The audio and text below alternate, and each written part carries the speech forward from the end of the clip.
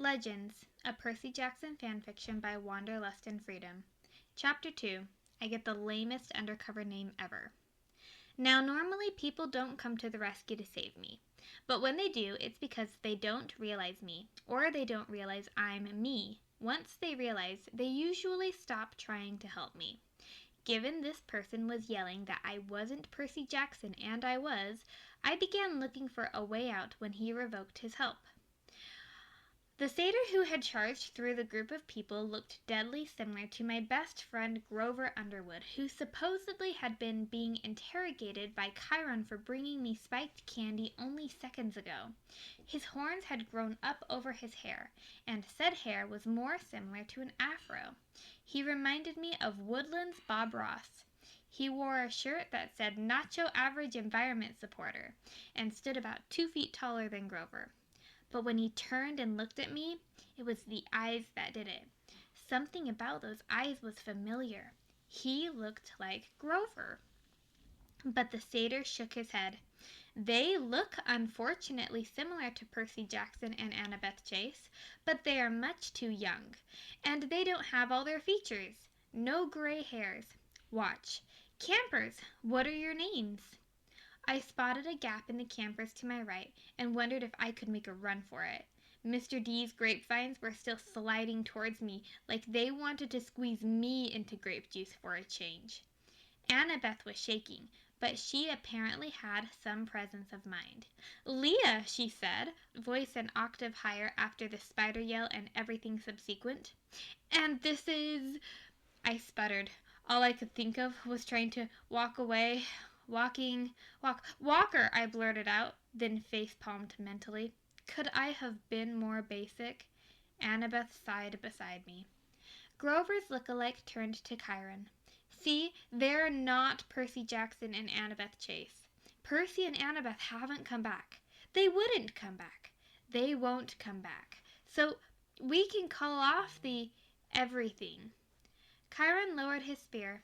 Are you sure, Grover? He asked.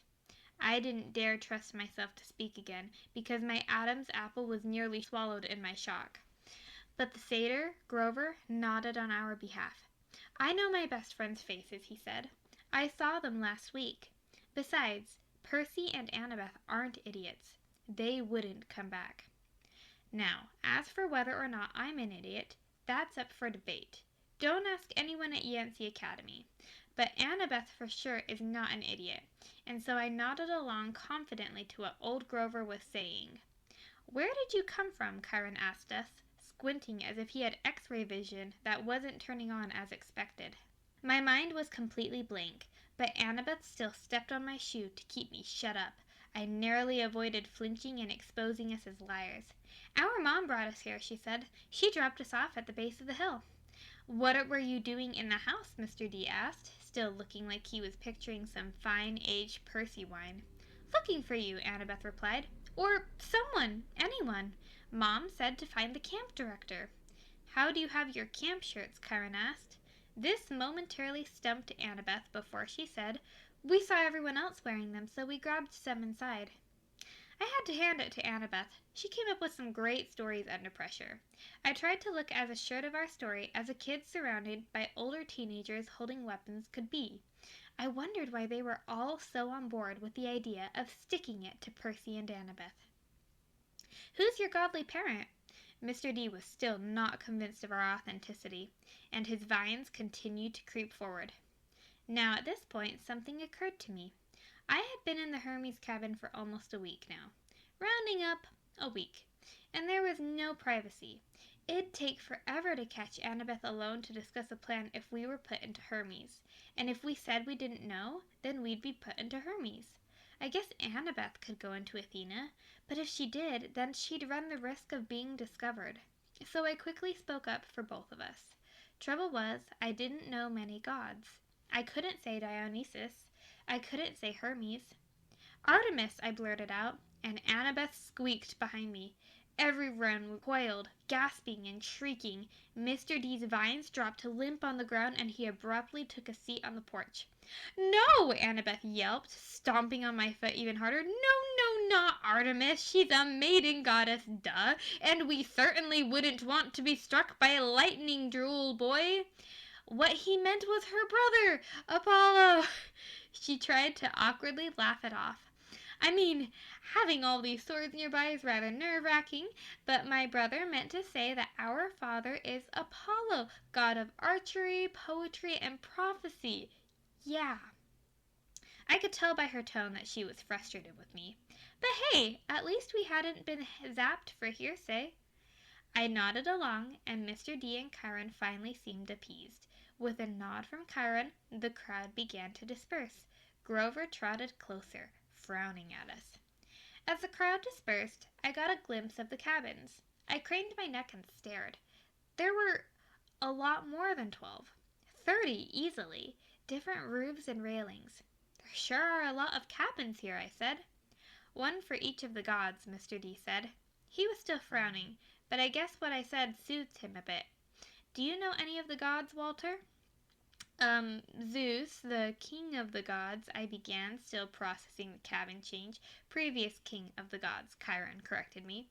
I'm pretty sure." "Really?" Chiron squinted. "A recent change." Annabeth's foot was still squashing mine, and I was tempted to shove her. "And, Hermes and Athena." I glanced to Annabeth. She shook her head as if she didn't know any more, though I knew she probably could name all 12 and 50 others before I remembered 5 more.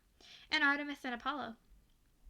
Mr. D got way in my personal space. He leaned in so close I could smell his godly musk. It reminded me of the perfume section of Nordstrom or Macy's, and sniffed me. His nostrils flared as he did. Gross. I leaned away and knocked Annabeth off balance. "Tell me, Walter," he scowled, "who's the god of the sea?" Triton," I guessed, remembering seeing him in The Little Mermaid. "Right?" Annabeth squashed my foot. I almost kicked her. Mr. D squinted more, then stepped back. His grapevines withdrew. A Diet Coke appeared in his hand. He cracked it open and took a long sip, glaring at me. Annabeth finally got off of my foot. She patted her sides and then looked at me, surprised. "I think I left my bag inside," she said. I frowned. "You didn't have a bag." "My travel bag, Walker. From Mom." She gave me a look and took 2 steps back towards the house. I went to follow her, but Grover took the straps of the bag around my shoulder of candy he had just barely brought me before all this. He glanced inside, then shut the bag. Annabeth had gone out of sight. I heard her yelling for someone inside. "Walker!" A pause. "Walker, are you paying attention to me?" I looked around for who Walker was. Then I remembered I needed to be walking because I was Walker. "Coming!" I jumped to life. Grover followed me up the steps. For better or worse, I wasn't sure. He had just saved our lives out there. But he was also older, and I don't normally like having adults around. Annabeth was in the doorway of the room we'd come out of. "It's gone," she said. "The spider?" I asked. "No, the yarn and the statue," she saw Grover behind me, shutting the door to the hallway. "And the travel bag that Mom gave us." "Me." "What yarn?" Grover asked. "Some blue yarn that was in this room that we knocked over," I said, figuring there wouldn't be anything suspicious about it. Then I looked at Grover. "Perchance, have you ever seen 3 old ladies knitting the world's biggest sock?" "The Fates yarn from the trip back from Yancey Academy," Grover said softly. He didn't seem happy. He was stiff and kind of moody. I'd heard age was supposed to do that to a person, but Grover only looked 28, maybe 30. "That's how you're here?" Annabeth finally seemed to relax. "So, you do know who we are?" Grover nodded. "Of course. I saw your faces last week." But he studied us with a frown. "But you look young." "You look old," I offered, "if that helps." "The big house was cleaned out by Rachel Elizabeth Dare years ago," Grover said, ignoring me. "I believe the Fates yarn is in the Smithsonian now. Special section, only the demigods can get to it. If you're here, he sighed. Look, you're not supposed to be here, if you can't tell from the reception outside. Annabeth hesitated. Did we... This is a future, right? Yes, Grover agreed. A future. When are we? It's September 9th, 2025. Where are we? Camp Half-Blood. I mean, where are us? Grover licked his lips while he thought. Well, banished, he said shortly. Long story short. I'll fill you in on the way, but don't admit who you are until we have passes. While we're out there, you don't know me, I don't know you, and don't you dare mention your names. Percy, don't blow anything up. Hey, I said, frowning, just because I'm known to blow stuff up. The door opened again, and this middle-aged lady with red hair entered the hallway. She wore a painted jean jacket and white coveralls with bits of puff paint here and there. Grover slumped when he saw her.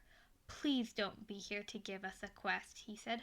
Please, please don't be here to give us a quest.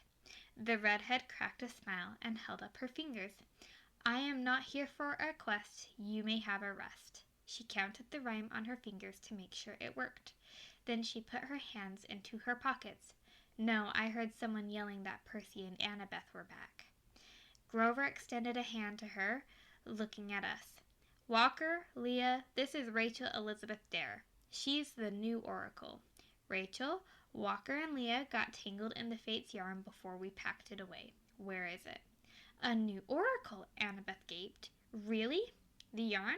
I don't remember. I think it's in the Smithsonian. Rachel thought hard.